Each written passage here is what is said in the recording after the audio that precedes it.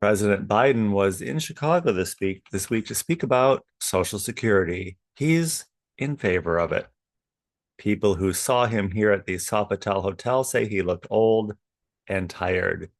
He doesn't read very well, and they said they're kind of over him. It's sad. The best thing he had going for him is that he was kind of likable, at least by those who liked him. Reminds me of Alan Greenspan. He was well regarded, and the economy held on to every word he said and every gesture he made. Everything he did was like magic until it wasn't. And then it was like he fell into through a trap door or was pushed off a cliff. Maybe that's the nature of things. We're a tough crowd and hard to please.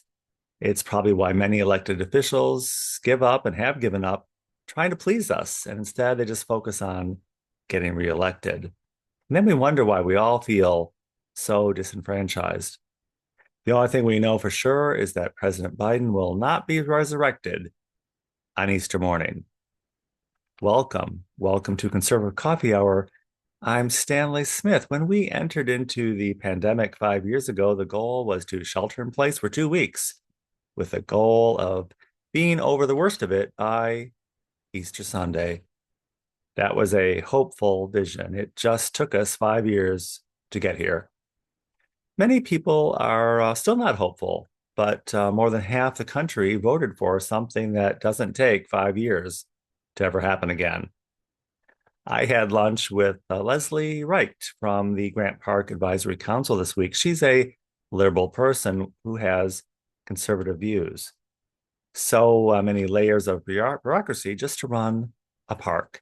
And what is a park? It's just a bunch of grass and trees. Everyone's so afraid that someone's going to do something that's going to infringe on someone else or on each other. It's not a bad motivation, but it makes for bad policy. I was never really opposed to the idea of gridlock because doing nothing is kind of a safeguard against bad outcomes.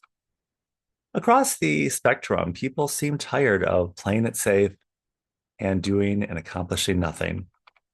President Trump says cities like Chicago and other blue cities it's going to take years for them to bounce back because we've had stupid people running things. Years to bounce back is too long for most of us. We need to step out of this dysfunction and find ways to accomplish things in the private sector.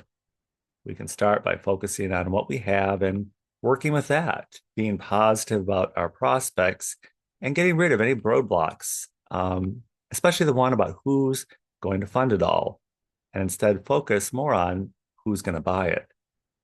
We live in a consumer society and economy, and we also live as one country under God. We can do two things at once.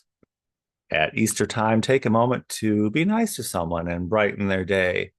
We can do that without compromising our personal integrity or busting our bank account.